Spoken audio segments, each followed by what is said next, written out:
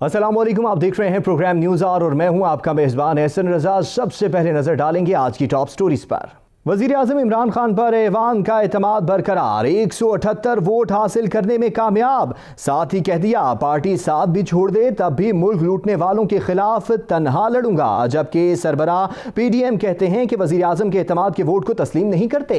पाकिस्तान के तालीमी निज़ाम को दरपेश मसाइल हल, क्या पाकिस्तान का निज़ाम तालीम वफाकी और सूबाई हुकूमतों की खुसूसी तवज्जो का मुंतज़िर, HEC का किरदार और आला तालीम हासिल करने वाले तलबा मसाइल का शिकार। नाज़रीन, टॉप स्टोरीज आपने जान ली हैं और आज के ऐवान में होने वाली कार्रवाई को भी आपने देखा। वज़ीर आज़म साहब जो हैं आज फातेह करार पाए हैं और पिछली मरतबा उन्होंने 176 वोट लिए थे, इस मरतबा वो 178 वोट लेने में कामयाब पाए हैं। ऐवान भरपूर रहा, भरपूर कार्रवाई रही और पाकिस्तान तहरीक इंसाफ के जितने भी उम्मीदवार थे, जितने भी अरकान थे, वो सारे के सारे जो मैदान में उतरे हुए हमें नज़र आए और पार्लियामेंट के अंदर मौजूद नज़र आए। पार्लियामेंट के दरवाजे भी बंद हुए, PDM ने बाइकआउट भी किया। इन तमाम सूरत हाल पर बात करने के लिए और मुस्तकबिल के मुतल्लिक बात करने के लिए मोहसिन बेग साहब हमारे साथ मौजूद हैं, सीनियर तज्जियाकार हैं। मोहसिन बेग साहब, बहुत शुक्रिया वक्त देने के लिए। सर, आज के ऐवान की कार्रवाई आपने भी देखी और वजीर आजम साहब जो हैं 178 वोट लेने में कामयाब रहे हैं, जबकि पिछली दफा जब वो वजीर आजम बने थे तो 176 वोट मिले थे।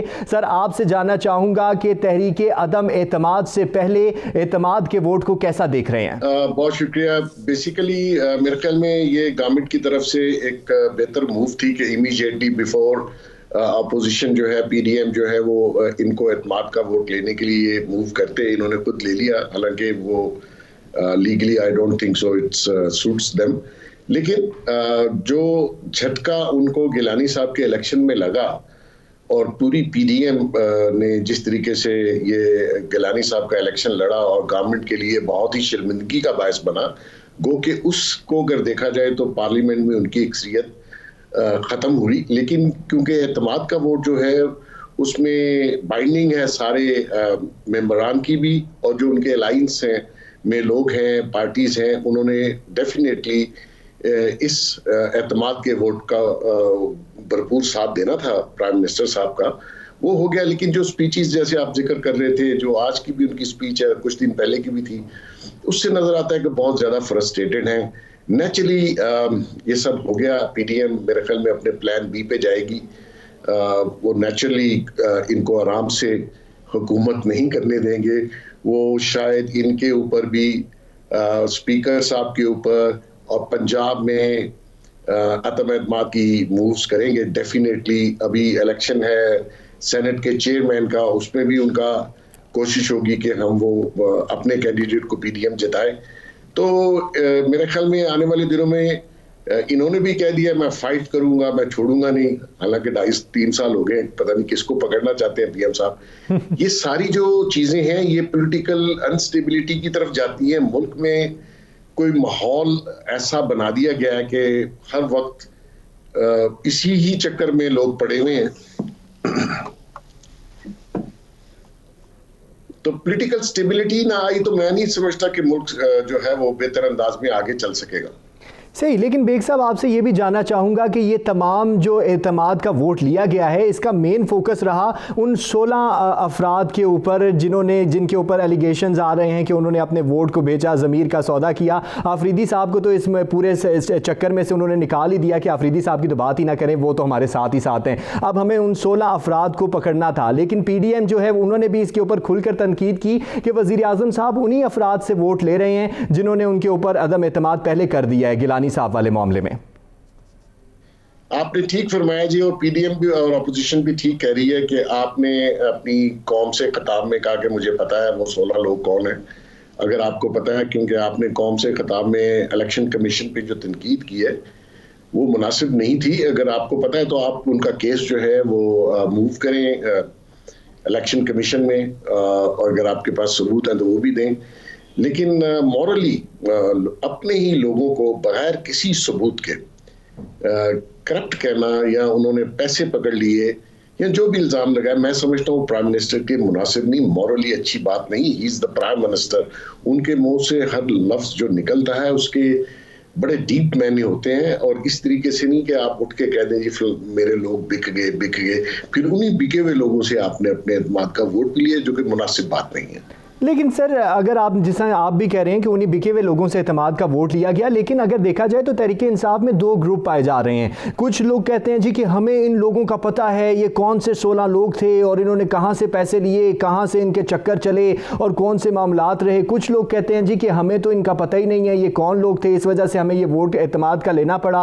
और साथ ही साथ वो ये भी बात करते हुए एक ही नारा उनका मिलता है जी कि हमने 20 लोग जो है निकाले थे, 20 अरकान अपने निकाले थे, अब इनको भी हम निकालेंगे। तो आपको क्या लगता है कि आज एतमाद के वोट के बाद ये 16 अफराद सामने आ जाएंगे? देखिए, कॉमन सेंस है, अगर ये 16 लोगों को निकालते हैं, नेक्स्ट डे गवर्नमेंट खत्म हो जाती है और इमरान खान साहब को घर जाना पड़ेगा और पीएम हाउस खाली करना पड़ेगा। सही। ये सब ब्लफ है। मैं आपको वसूख से कह सकता हूं कि गिलानी साहब वाले इलेक्शन में कोई पैसा नहीं चला। जहां तक मरियम बीबी ने कहा कि हमारी टिकट चली है, उसमें कुछ सच्चाई मुझे लगती है, शायद कोई फ्यूचर की कमिटमेंट हुई हो। लेकिन ब्लैंक ये स्टेटमेंट देना कि जी पैसे चल गए, अरबों खरबों फलाना, हालांकि मैं समझता हूँ तहरीके इंसाफ को अपने डिसीजंस पे गौर करना चाहिए कि आपने कैसे कैंडिडेट खड़े किए और खुद कहा कि जी 70 करोड़ की बोली चल रही है बलूचिस्तान में, फिर आपने उनको टिकट दिया, विड्रॉ किया, विड्रॉ करके फिर उनको जितवाया। तो इसी तरह जो 3 सिगरेट कंपनीज के मालिक हैं केपीके में, अरबों खरबों के वो टैक्स फ्रॉड में इन्वॉल्व हैं, आपने उनको टिकट दे दी। यहाँ आपने जब हफीज शेख साहब को खड़ा किया, जिनकी जो कि ना आपके पीटीआई के हैं, ना उनकी कोई लॉयल्टी है पाकिस्तान के साथ, ना उनके कोई स्टेक्स हैं। इसी तरह अब आपने चेयरमैन जो संजरानी साहब हैं उनकी हिमायत का ऐलान कर दिया, हालांकि आपके पास सेनेट में सबसे ज्यादा सीटें, आप अपना कैंडिडेट लाते। जो ये सारी चीजें हैं, ये मिला के पता चलता है कि डिसीजन मेकिंग में थॉट प्रोसेस इस्तेमाल नहीं हुआ, डिसीजन मेकिंग अच्छी नहीं है। जो इनके रियल सियासतदान एमएनएज या एमपीएस हैं, वो समझते हैं कि ये डिसीजन आगे जाके हमें हमारी फ्यूचर पॉलिटिक्स को हर्ट करेंगे। आप देख लीजिए जिस तरीके से फैसल वाडा साहब का पहले वोट दिलवाया, फटाफट उसको भिजवाया, रिजाइन करवाया। दिस इज ऑल गिमिक, और गिमिक और इन ट्रिक से हुकूमतें नहीं चलती। सही। लेकिन सर, अगर इस पूरी सूरत हाल में देखा जाए तो यूसुफ रजा गिलानी साहब की तरफ वोट जाना इस बात की निशानदेही करता है, क्योंकि अगर वो सियासी तौर पर भी वो बहुत बड़ी कदावर शख्सियत हैं और उनकी एक सियासी अप्रोच रही है। लेकिन सर, मैं आपसे ये भी जानना चाहूँगा, जैसे आपने फैसलों की बात की है और सादिक संजरानी साहब वाले मामले की बात की, हफीज़ शेख साहब को खड़ा नुमाइंदा प्रेजेंट करने की बात की, तो इस तरह के जो फैसले हैं वो मुस्तकबिल पे क्या असरात रखेंगे? पाकिस्तान तहरीक इंसाफ को कितनी मुश्किलात का सामना करना पड़ेगा अगर इसी तरह के फैसले जारी रहे तो? देखिए, जिस दिन बेल बजेगी आप देखिएगा तहरीक इंसाफ बिखर जाएगी। सब तहरीके इंसाफ में जो फर्स्ट टाइमर है वो तो ये समझते हैं कि हम इमरान खान की वजह से हैं, और नेचुरली इसमें कोई शक भी नहीं है।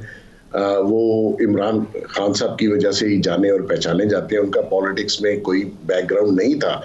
लेकिन आने वाले इलेक्शंस में पीटीआई की मेरे नहीं ख्याल को शायद अक्लमंद आदमी टिकट भी लेगा, क्योंकि बेसिक चीज ये होती है, जब आपने वापस इलेक्शन में जाना है, अपनी कॉन्स्टिट्यूएंसीज में जाना है, तो आपकी 5 साल की या 3 साल की या 4 साल की परफॉर्मेंस देखी जाएगी कि आपने किया क्या। सही। तो वो तो सारी चीजें नेगेटिव में है।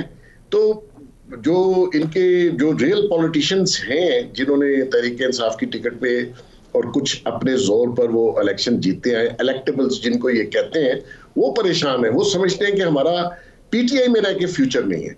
सही सही सर, वो तो परेशान हैं ही हैं। लेकिन आपसे एक और बात जानना चाह रहे हैं कि आज जो एतमाद का वोट हुआ, तो सर क्या आपको ये नहीं लगता कि वज़ीर आज़म साहब ने ये कोशिश ये जाहिर की कि मैं अभी मजबूत हूँ और मैं अभी खड़ा हुआ हूँ? जिस तरह से उन्होंने इलेक्शन के बाद, जब यूसुफ रज़ा गिलानी साहब का इलेक्शन हुआ, तो उसके बाद भी उन्होंने आके बड़ी धुआंधार किस्म की तकरीर की, इलेक्शन कमीशन को भी निशाना बनाया और साथ ही साथ कहा कि मैं हमेशा डटा रहूँगा, मैं हमेशा लड़ता रहूँगा। बल्कि आज भी उन्होंने कहा कि मुझे तनहा अगर लड़ना पड़े तो मैं लड़ता रहूँगा। तो आज का वोट का एतमाद इस बात की गमाजी नहीं करता कि उन्होंने थोड़ा सा वक्त लिया है और उन्होंने ये जाहिर किया है कि मैं अभी भी बहुत मजबूत हूं और शायद कहीं से इमदाद वगैरह भी आनी है या कोई सपोर्ट है अभी मुझे पीछे से? आपने वैसे खुद ही कहा कि उन्होंने थोड़ा सा वक्त लिया है।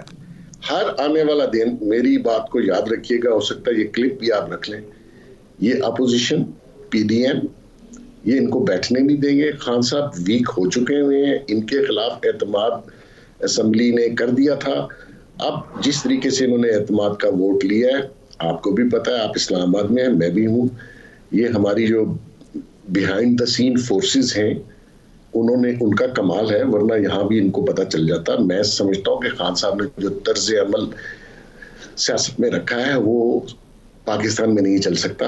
आपने जिस तरीके से गवर्नेंस कर रहे हैं इस तरीके से मुल्क नहीं चलते।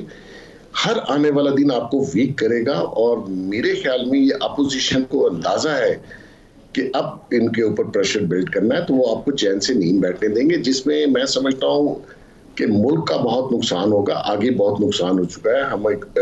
हमारी इकॉनमी देख लीजिए, अनएम्प्लॉयमेंट है, महंगाई है, ये सारी चीजें अवाम को कास्ट कर रही हैं। तो खान साहब कोई मजबूत नहीं हुए। जो तकरीर उन्होंने उस दिन की और आज जो स्पीच की, इट वाज ऑल रेपिटेशन, पुरानी बातें थी, लेकिन उसमें जो नई बात थी वो फ्रस्ट्रेशन थी, वो गुस्सा था। ये काम गुस्से और फ्रस्ट्रेशन से नहीं होते, तहम्मुल से होते हैं। आपको मुल्क दिया गया चलाने के लिए, आप किससे बदला लेना चाह रहे हैं, हम किन को जेलों में डालना चाह रहे हैं? मुल्क चलाएं, खुदा का वास्ता है। कोई अगर जेल में गया है, आप साबित कुछ नहीं कर सके, आपने कहा जी मैं चोरों को, करप्शन, इतना शोर डाला। आप आज मुझे बता दें, अवाम से पूछ लें करप्शन खत्म होगी? वो तो बढ़ गई है। आपने कहा जी मैं इनको छोड़ूंगा नहीं, वो तो सारे बाहर फिर रहे, आप ही ने छोड़े। तो मकसद ये है कि आप मुल्क चलाने की बात कीजिए, इसको फैसले अच्छे कीजिए जो जिनके नताइज दूर रस्म हो, ये मुल्क को इस परेशानी से, अवाम को इस परेशानी से निकालें। अगर आपने हुकूमत में आके भी लड़ना ही है और लड़ाई जारी रखनी है तो अल्टीमेटली लोगों का और मुल्क का नुकसान होगा। सर, ये सारी आपको फ्रस्ट्रेशन और गुस्सा नज़र आ रहा है जो आज भी उन्होंने निकाला, और साथ ही साथ उन्हें फैसले करने पड़ेंगे। सर, आपसे ये भी जानना चाहेंगे कि पीडीएम का आइंदा का लाहे अमल क्या होगा? क्या आपको ये लगता है कि आने वाले वक्तों में पीडीएम जो है वो अदम एतमाद के वोट की तरफ जाएगी? और साथ ही साथ जो पंजाब के अदम एतमाद की बात चल रही है उस हवाले से क्या कहेंगे? देखिए, डेफिनेटली मुझे उनके प्लान्स का तो नहीं पता, लेकिन मैं एज ए जर्नलिस्ट, कौन कौन से महाज खोलेंगे वो इस हवाले से? वो हर महाज पे प्राइम मिनिस्टर को तंग करेंगे और वो मल्टीपल महाज खोलेंगे ताकि प्राइम मिनिस्टर मनूवर ना कर पाए, और जो बिहाइंड द सीन फोर्सेस जो हैं वो उनको भी चैलेंज करेंगे आने वाले दिनों में, क्योंकि आप स्टेट और रियासत के अदारे हैं। आपको किसी एक, देखें गवर्नमेंट्स आती और जाती रहती हैं, स्टेट का अदारा स्टेट के लिए काम करता है, किसी गवर्नमेंट और किसी पॉलिटिकल पार्टी के लिए काम नहीं करता। सही। आज प्राइम मिनिस्टर साहब को गुस्सा छोड़ के एक नए प्राइम मिनिस्टर बने हैं, तो एक नई जद्दोजहद, देखें आपने 3 साल प्राइम मिनिस्टर ने जंग, जदल, फसाद, असेंबली में ये आपने करके देख लिया, मुल्क का नुकसान हुआ। अब आज आपने नया एक प्राइम मिनिस्टर का एतमाद का वोट लिया, तो you should be a new Khan, जो आप अब बेहतर अंदाज में हम्बल और कहता कि मुल्क मिलके चलाएंगे। और अपोजिशन देखिए, अपोजिशन जैसी कैसी भी, आप जो भी कहते हैं अपोजिशन के बारे में, उनके केसेस के बारे में, उनकी चोरियों के बारे में, मैं उसकी बात नहीं करता, लेकिन वो पार्लियामेंट में आए हैं अवाम का वोट लेके, उनको भी तो लोगों ने वोट दिया ना जी, पाकिस्तानियों ने दिए। तो आप उनको ड्यू कोर्स में साथ रखें। कोई इस्लाहात नहीं हुई, कोई चेंज नहीं हुआ, कोई नया पाकिस्तान आपने बनाना था वो नहीं हुआ, कोई वादा पूरा नहीं आप कर सके, फिर गुस्सा किस बात का? सर, शेख साहब भी तो कह रहे हैं कि अब वजीर आजम साहब जो है नए नजर आएंगे, आज वो दोबारा से वजीर आजम बने हैं, तो अब जो है एक नए इमरान खान से आप मिलेंगे। देखिए, जो स्पीच की है वो तो मुझे लगता है वो पुराना ही माइंडसेट है, वो पुरानी गुफ्तगू थी, वो उसी अंदाज में उन्होंने आज गुस्से का इजहार किया है और सारी गुफ्तगू वही किया। देखिए, अब 2.5-3 साल गुजर गए हैं, पुरानी बातों को छोड़ दें। मुल्क बहुत मुश्किल हालात में है, अवाम बहुत मुश्किल हालात में है। हमारी देखिए, इन पैसों में, इन बिजली के बिलों, गैस के बिलों में, ये लोग अवाम, ये हर घर का मसला बन गया है। उसके बावजूद आप कहते हैं कि जी मैं छोड़ूंगा नहीं, तो एनआरओ, कोई एक रिपीट रट है कि जी एनआरओ, भाई कोई एनआरओ नहीं मांग रहा आपसे, उन्होंने जेलें भुगत ली हैं। मकसद ये है आगे बढ़े, इसको थोड़ा सा पास्ट को पीछे छोड़ के गुस्सा ठंडा करके आगे चलें।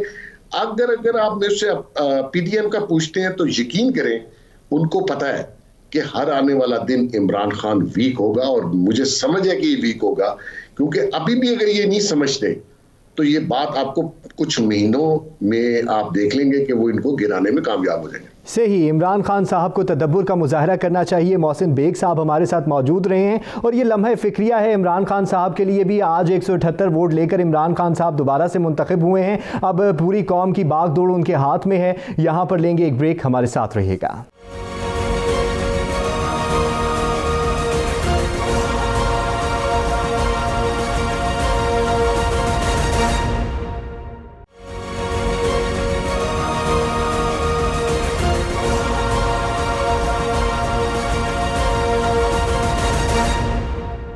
एतमाद का वोट हुआ है जी आज ऐवान में और मोहसिन बेग साहब हमारे साथ मौजूद रहे। उन्होंने जाते जाते ये कह दिया कि वज़ीर आज़म इमरान खान साहब को अब तदब्बुर से काम लेना चाहिए, थोड़ा सा हौसले से काम लेना चाहिए, फ्रस्ट्रेशन का इजहार नहीं करना चाहिए और बड़े ही सुलझे हुए तरीके से मामलात को लेके जाना चाहिए और साथ ही साथ अपोजिशन को थोड़ी बहुत अहमियत भी देनी चाहिए। इस वक्त जस्टिस रिटायर्ड वजीउद्दीन साहब हमारे साथ मौजूद हैं, सुप्रीम कोर्ट के साबिक जज हैं और कानून पर बहुत गहरी नज़र रखते हैं। सबसे पहले तो मैं जस्टिस वजीउद्दीन साहब का बहुत शुक्रगुजार हूं। जस्टिस साहब बहुत शुक्रिया आपके वक्त का। सर आज एतमाद का वोट हुआ है और 178 वोट लेकर वजीर आज़म इमरान खान साहब एक मरतबा फिर से कामयाब हुए हैं। इस कामयाबी को किस तरीके से आप देख रहे हैं और कितना मुस्तहकम देख रहे हैं वजीर आज़म इमरान खान साहब को आज के दिन के बाद? देखिए, मैं इस वोट ऑफ कॉन्फिडेंस को ज़रूरी नहीं समझता था, लेकिन अगर तो एहतियातन वो अपनी मेजॉरिटी एस्टेब्लिश करना चाहते थे तो उसमें कोई हर्ज भी नहीं है। सही। और मेजॉरिटी क्लियरली एस्टेब्लिश हो गई है और ये भी एस्टेब्लिश हो गया है कि जो सेनेट का इलेक्शन हुआ जिसमें ऑपोजिशन के कैंडिडेट कामयाब हुए, वो अपेरेंटली कोई फ्री और फेयर इलेक्शन नहीं था। सही।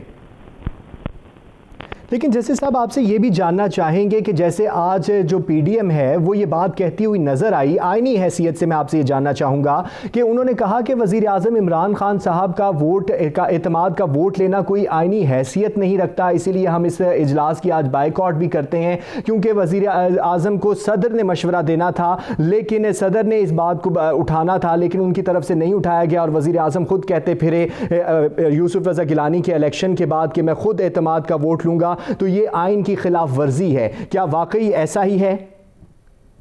नहीं, मैं नहीं समझता कि ये कोई आइन की खिलाफ वर्जी है। ये जिसको कहते हैं कि हाइपर टेक्निकल ऑब्जेक्शन है। यकीनन जैसे मैंने अर्ज किया कि गैर ज़रूरी था, लेकिन अगर तो उन्होंने कॉन्फिडेंस का वोट ले लिया और मुल्क में एक तरह की का इत्मीनान उसके नतीजे में हुआ, तो मैं उसमें कोई हर्ज नहीं समझता हूँ। सही, आप ज़रूरी समझते हैं कि ये उनकी ज़रूरत थी और उसके तहत उन्होंने लिया है। सर, इलेक्शन कमीशन के ऊपर थोड़ी सी बात करते हैं। इलेक्शन कमीशन के ऊपर बड़ी तनकीद की गई वज़ीर आज़म पाकिस्तान इमरान खान की तरफ से और उन्होंने कहा कि इलेक्शन कमीशन जो है अपना किरदार अदा करने में कामयाब नहीं रहा। लेकिन दूसरी जानिब अगर देखा जाए तो इलेक्शन कमीशन ने भी उसका जवाब दाखिल किया और उन्होंने कहा कि एलामिया जारी किया कि हमें अपना काम करने दिया जाए, हमारे ऊपर कीचड़ ना उछाला जाए, बल्कि हमने जो अदालती फैसला है उसके मुताबिक काम किया है। तो इलेक्शन कमीशन के किरदार को किस तरह से आप देख रहे हैं? और इस मर्तबा क्योंकि इलेक्शन कमीशन बहुत खुल के बोला है वजीर आजम की तनकीद के बाद भी।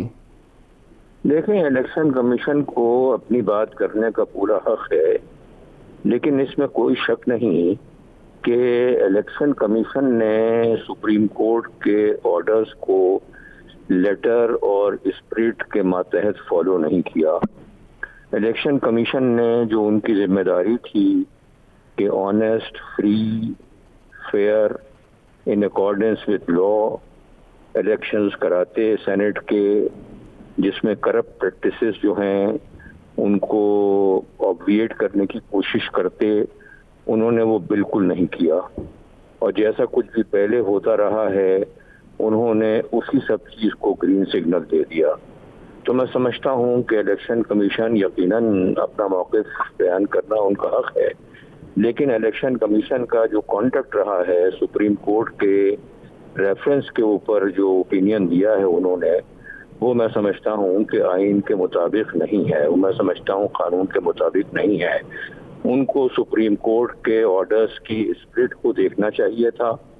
उनको ये देखना चाहिए था कि हमारी बुनियादी जिम्मेदारी करप्ट प्रैक्टिसेस को रोकना है, फ्री और फेयर इलेक्शंस कराने हैं, कानून के मुताबिक इलेक्शन कराने हैं। अब सीक्रेसी ऑफ बैलेट का कोई एब्सोल्यूट कॉन्सेप्ट नहीं है, यानी कोई ये कहे कि सीक्रेसी ऑफ बैलेट जो है वो कोई एब्सोल्यूट चीज है, तो ऐसा नहीं है।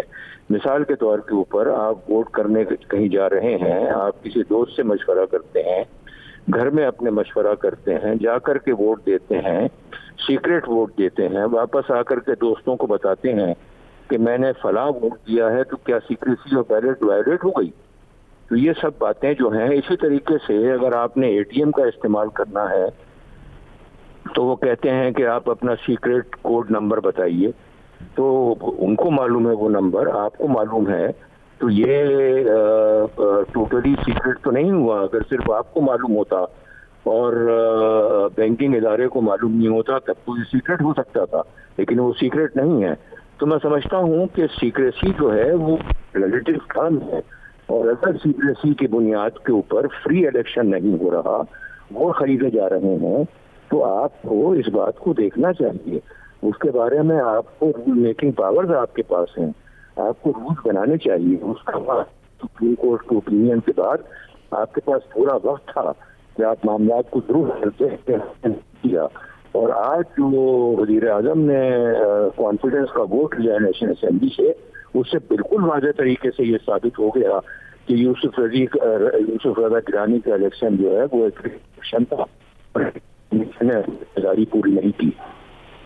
लेकिन सर अगर देखा जाए तो इलेक्शन कमीशन भी इस पूरे मामले में अपने मौके पर डटा हुआ है। उन्होंने कहा कि हमने आईनी एतबार से जो है इलेक्शन करवाए यूसुफ रजा गिलानी और हफीज़ शेख के मामले में, हफीज़ शेख के दरमियान, और मुकम्मल तौर पर हम कामयाब भी रहे और ये शफाफ इंतखाबात थे, फ्री एंड फेयर इलेक्शंस थे। और साथ ही साथ जो हुकूमत है इनकी अजब पॉलिसी है कि जो सीट हार गए उसके ऊपर वावेला मचा दिया है और जो जीत गए हैं उसके ऊपर खामोशी है। इस तरह तो नहीं चलेगा।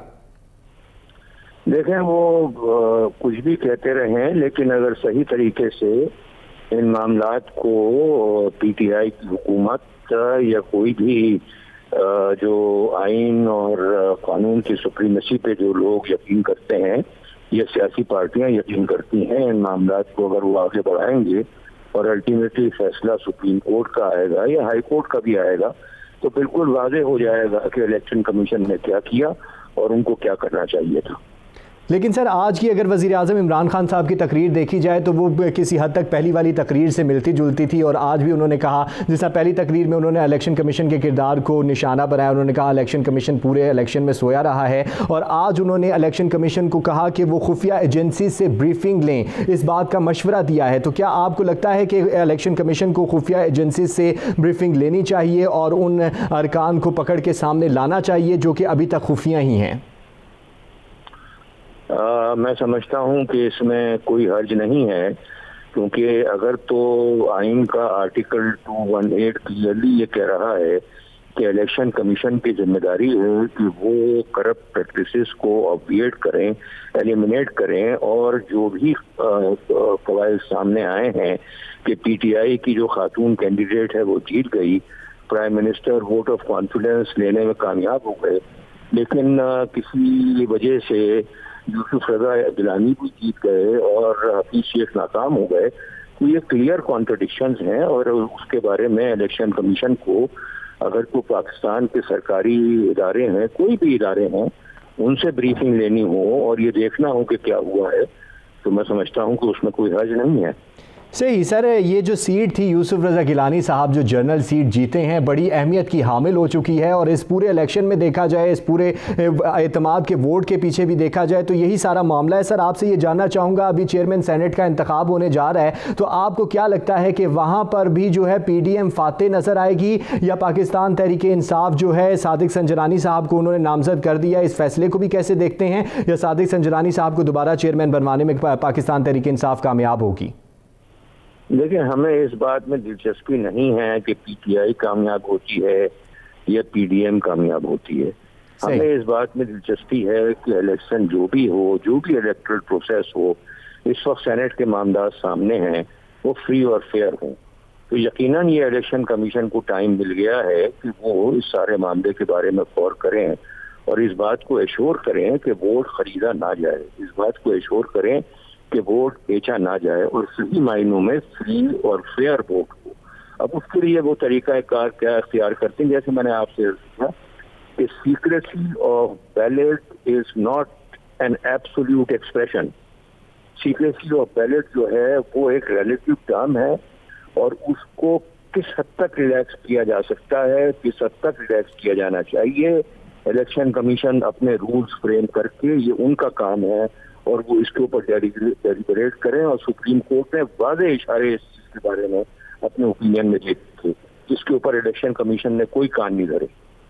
सही, बहुत शुक्रिया जस्टिस रिटायर्ड वजूद्दीन साहब हमारे साथ रहे। सर, आपका मौक़िफ़ आ चुका है, इलेक्शन कमीशन को भी सोचना पड़ेगा, अपनी जिम्मेदारियों को मुकम्मल तौर पे अदा करना पड़ेगा ताकि आइंदा के जो सेनेट इलेक्शन है वो फ्री एंड फेयर हों और इस किस्म के मामला दोबारा से देखने में ना आए। यहाँ पर एक ब्रेक लेंगे, हमारे साथ रहिएगा।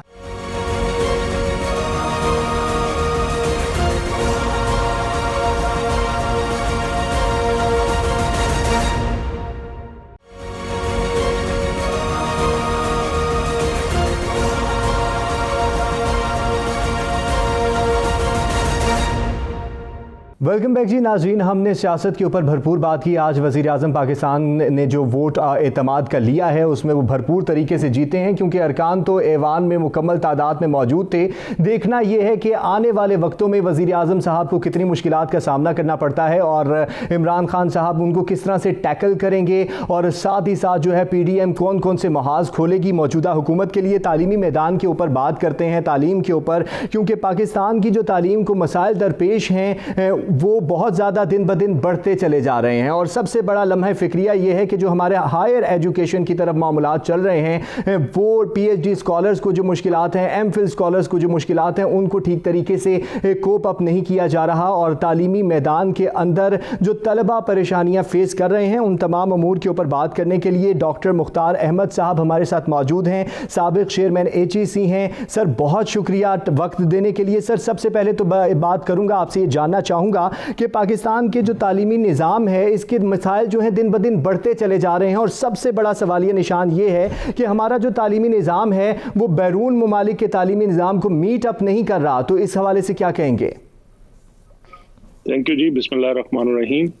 देखें, तालीमी निज़ाम अच्छा बुरा तो होता है लेकिन इशू होता है कि आप खुद क्या कर रहे हैं। सही, हमारे यहाँ मसाइल जो है ना वो बुनियादी तौर पे ये है कि हमारे यहाँ सस्टेनेबिलिटी और कंटिन्यूटी नहीं होती सिस्टम के अंदर। सही, कभी हम उठाते हैं चीज को कुछ और शक्ल बना देते हैं, कभी कहते हैं ये सूबों की जिम्मेदारी है, कभी कहते हैं नहीं जी फेडरेशन की जिम्मेदारी है, कभी कहते हैं जी कि ये यहाँ तक तालीम कोई और करेगा, उसके बाद कोई और करेगा, उसके बाद वाली कोई और करेगा।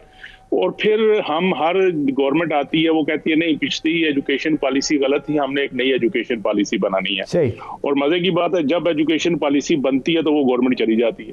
तो ये बहुत सारे मसाइल, गंभीर मसाइल हैं। और फिर जो हम तजर्बे करते हैं ना, हमें अपनी जो इंडिजिनस एजुकेशन पॉलिसी है और अपने इंडिजिनस सिस्टम तालीम का जो है जिससे सारे पढ़ के आज सारी बड़ी बड़ी पोस्टों पर बैठे हुए हैं, हमें उस पर फोकस करना चाहिए था। और दुनिया में जो इम्प्रूवमेंट करती जा रही है उसको उससे सबक लेके अपने उसके ऊपर जो कहते हैं ना बिल्डिंग ब्लॉक बनाने चाहिए थे वो करना चाहिए। लेकिन बदकिस्मती से होता गया, हर 5-10 साल के बाद हम कहते हैं नहीं नहीं नहीं ये नहीं जी वो पिछला सारा गलत हो गया, हमने नया तजर्बा करना है। वो तजर्बे कर करके हमने पॉलिसीज तो ज़ेरे गौर आनी चाहिए और पॉलिसीज के ऊपर हमें दोबारा से मंशूर भी तैयार करना चाहिए बाकायदा तौर पर। लेकिन आपसे जानना चाहूँगा सर, क्योंकि आज के प्रोग्राम में आपको जहमत देने की वजह भी यही है कि हमारे PhD जो स्कॉलर्स हैं, जो MPhil स्कॉलर्स हैं, जो PhD स्कॉलर्स हैं, जिन्होंने मुल्क का नाम रोशन करना है, हम पहले ही कहते हैं जी कि हमारी तालीमी जो निज़ाम है वो बड़ा ही पसमानदा होता जा रहा है और हमारे यहाँ तो बड़ी मुश्किल से लोग पढ़े लिखे निकलते हैं। तो PhD स्कॉलर्स जो हैं आजकल बहुत ज़्यादा मुश्किलात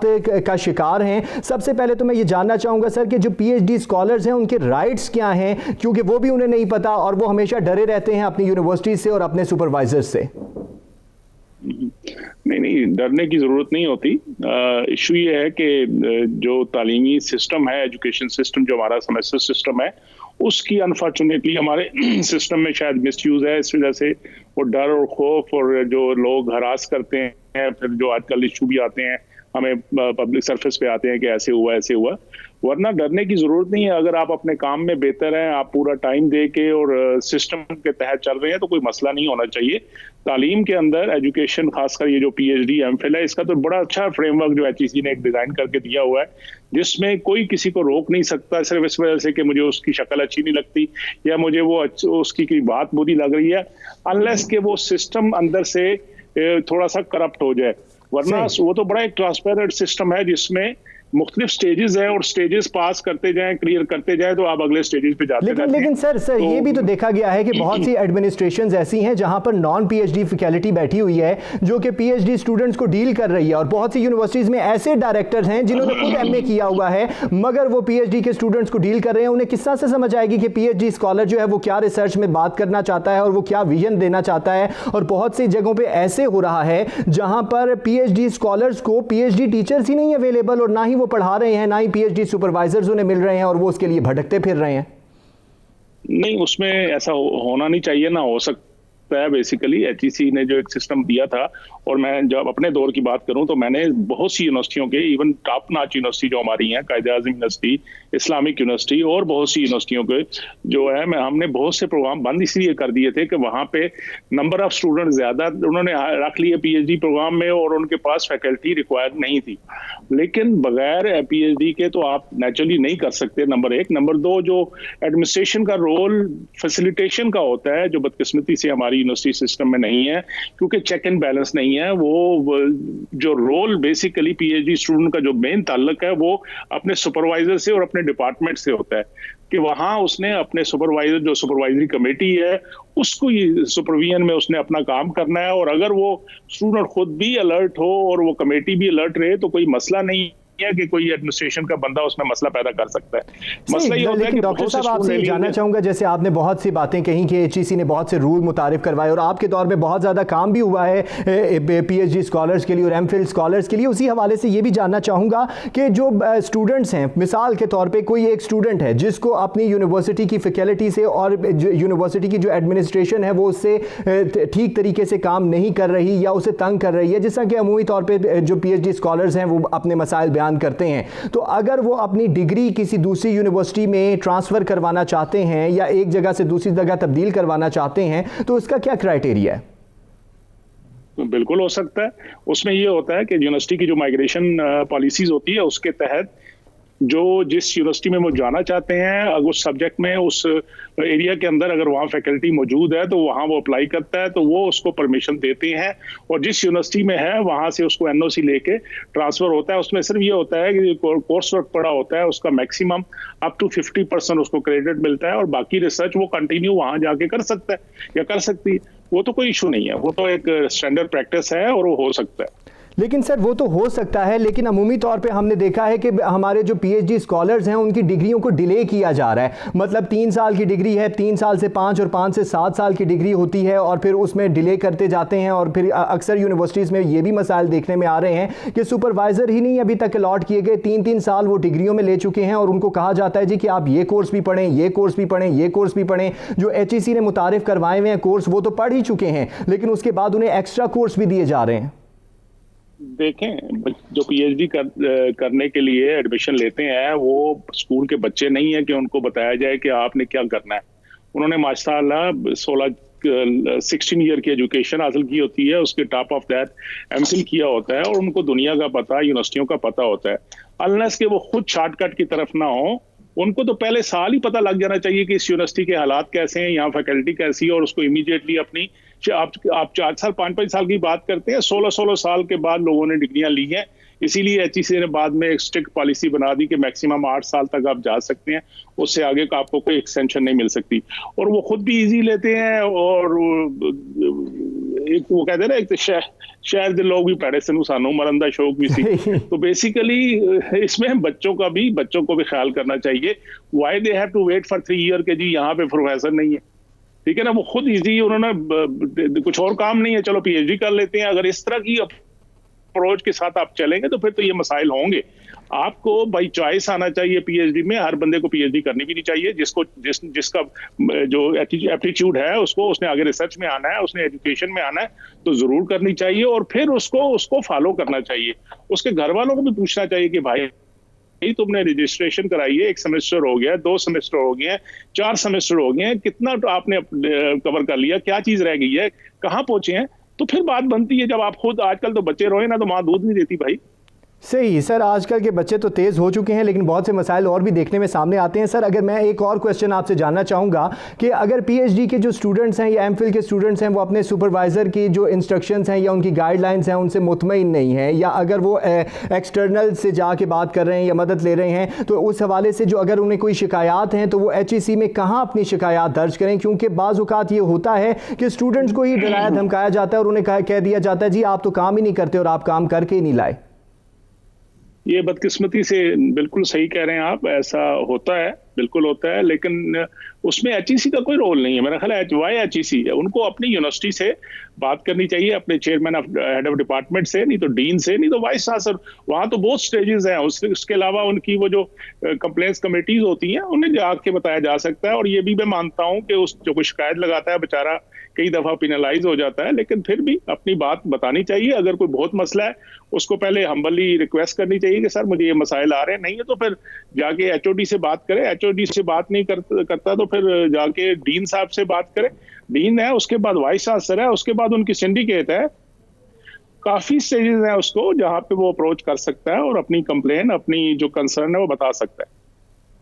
सही, काफ़ी उसके पास ज़राए हैं। लेकिन सर एक और चीज़ भी है, डिले प्रोसेसेस हैं, ट्रांसफ़र के मसाइल हैं। जैसे आपने कहा कि एक यूनिवर्सिटी से दूसरी यूनिवर्सिटी के लिए एक पूरा प्रोसेस है, उससे निकलना है। हमारे स्टूडेंट्स के पास लाइब्रेरियां नहीं है सर, डिजिटल लाइब्रेरीज़ नहीं हैं, और सुपरवाइज़र अलॉट करने में बड़ी देर की जा रही है। तो इन तमाम मसाइल से किस तरह से सर निपटा जाएगा? क्योंकि अगर देखा जाए बैरून ममालिक में जाकर तो वहाँ पर PhD स्कॉलर्स को बड़ा ही ज़बरदस्त किस्म से ट्रीट किया जाता है और उन्हें बड़ा प्रोटोकॉल दिया जाता है। लेकिन अनफॉर्चुनेटली हमारे यहाँ जो तालीमी मैदान में हाई लेवल पे भी इवन के जो तलबा हैं वो इन्हीं मसाइल से लड़ते रहते हैं। कभी उनको कोई मसला है, कभी कोई मसला है। यूनिवर्सिटी की तरफ से बहुत सारे मसाइल हैं। बाज़ औक़ात यूनिवर्सिटी जो है उन्हें बहुत लेट इन्फॉर्म करती है बहुत सी चीज़ों के मुतल्लिक, और फिर वो दगरगू घूमते रहते हैं और सारा जो PhD का उनका सेशन है वो मसाइल से ही लड़ते रहते हैं। देखें, मसला ये है कि बिल्कुल मैं आपसे बात से एग्री करता हूँ। हमारे हायर एजुकेशन में बहुत से इंस्टीट्यूशंस के अंदर गवर्नेंस इश्यूज हैं, और उसमें स्टेट को भी, HEC को भी, उस यूनिवर्सिटी की जो बॉडीज हैं उनको भी देखना चाहिए कि हमारी जो रिस्पॉन्सिवनेस है किस तरह की है, हम अपने स्टूडेंट को कैसे डील कर रहे हैं। ये बड़ी बदकिस्मती है कि हम समझते हैं हम पावर वो फटीक हमारा जो आते हैं वो मसाइल हमारे हैं कि जो बंदे को थोड़ा बहुत मिल गया पावर तो वो समझता है कि बस सब कुछ मैं ही हूँ। उसने अल्लाह को जान देनी है, उसने माशरे को जवाब देना है, उसने अपने इदारे को जवाब देना है। तो बेसिकली गवर्नेंस के इशू तो हैं और उनको चैलेंज करना चाहिए, कोई हर्ज नहीं है, और उसके सिंडिकेट को बताना चाहिए। फिर वाइस चांसलर की ईमेल होती है, उसको ईमेल करना चाहिए कि देखिए जी ये मसला हो रहा है। और आजकल तो सोशल मीडिया इतना एक्टिव है, मैं नहीं उसके हक में कि सोशल मीडिया में आप अपने तालीमी मकासद को उस तरह एक्सप्लॉइट करें, लेकिन फिर भी अब जब बात नहीं बनती तो आपको अपनी बात तो बतानी है। और बदकिस्मती से इस तरह के इश्यूज हैं, लेकिन इतने नहीं है कि आप कहें जी हर यूनिवर्सिटी में ऐसा हो रहा है। चार यूनिवर्सिटीज हैं जहाँ पे गवर्नेंस इश्यूज हैं, जहाँ पे इस तरह के एडमिनिस्ट्रेटिव मसाइल हैं, जहाँ पे रेगुलर वाइस चांसलर अपॉइंटमेंट नहीं होती और वो कंटेक्चुअल और एडिशनल चार्ज बेसिस या टेम्परेरी बेसिस पे वाइस चांसलर हो रहे होते हैं, तो वो अपने चक्रों में पड़े होते हैं। उनको अंदाजा नहीं होता कि उनकी यूनिवर्सिटी के बच्चे जो मेन स्टेक होल्डर हैं वो कितना सफर कर रहे हैं। सही, बिल्कुल सर, आप दुरुस्त कह रहे हैं। तमाम यूनिवर्सिटीज़ में हमारे नहीं है, कुछ मखसूस यूनिवर्सिटीज़ हैं, उनके मुतालिक मेरे पास डेटा भी मौजूद है, लेकिन हम ऑन कैमरा शेयर नहीं कर सकते। लेकिन फिर भी सर मैं आपसे ये जानना चाहूँगा कि एक अनफॉर्चुनेटली बड़े ही अफसोसनाक बात है, अफसोस का आलम है कि बहुत से जो हमारी फीमेल स्टूडेंट्स हैं उनकी तरफ से ये बात कही जाती है कि हमें बहुत बाज़ औक़ात हिरास भी किया जाता है और हमें कहा जाता है कि जी आप यूनिवर्सिटी से बाहर निकल के हमारे साथ पढ़ें, हम आपकी यूनिवर्सिटी में डिग्री जो है उसकी रहनुमाई करेंगे और उसके बहुत से मामलात को देखेंगे। और बाज़ औक़ात ये भी होता है कि कुछ लोग जो होते हैं, जो स्टूडेंट्स होते हैं, वो अच्छी पोस्ट पे बैठे हुए होते हैं और साथ साथ PhD भी कर रहे होते हैं, तो उनसे अपने मतलब के काम भी निकलवाए जा रहे होते हैं। तो इन तमाम चीज़ों को कोप अप करने के लिए क्या तरीक़ेकार हमें वाज़े करना चाहिए? देखिए ये तो आप गिनना चाहें तो बहुत सारे हमारे माशरे के अंदर ये इस तरह के मसाइल तो बहुत सारे हैं, और इन मसाइल को बिल्कुल एड्रेस करना चाहिए। और बेसिकली तो अलमिया ये है ना जी कि हम माशरती तौर पे थोड़ा काफी डिक्लाइन की तरफ चले गए हैं। वो इसीलिए चले गए हैं कि जो कुछ देखते हैं इर्द गिर्द हमारे हर लोग के जी हर बंदा जो मर्जी करता है, जिसको ना कोई चेक एंड बैलेंस है, बस चल रहा है काम। जो जितना पावरफुल है, पंजाबी में कहते होते हैं कि जितना लुच्चा उतना ऊंचा। तो वो जब इस तरह के मसाइल होंगे तो भाई हम किसको गिला करें। मैं बिल्कुल इससे डिनाई करता, ये चीजें हैं हमारे माशरे में हैं और बदकिस्मती है। और एज ए टीचर मैं खुद फील करता हूँ कि ये चीजें बहुत खतरनाक हैं, गलत हैं। हम खुद बच्चियों वाले हैं और अगलों को ये एहसास नहीं है कि उनकी भी बच्चियां हैं, होंगी, उनकी भी बहनें बच्चियां होंगी, बेटियां होंगी। तो ख्याल करना चाहिए। उस्ताद जो है ये पैगंबरों वाला काम कर रहा होता है, टीचर को प्रोफेसर कहते हैं, प्रोफेसी कर रहा होता है। और ये चीजें इन चीजों को ज़हन में रखना चाहिए कि अल्लाह ताला के सामने क्या लेके जाएंगे हम।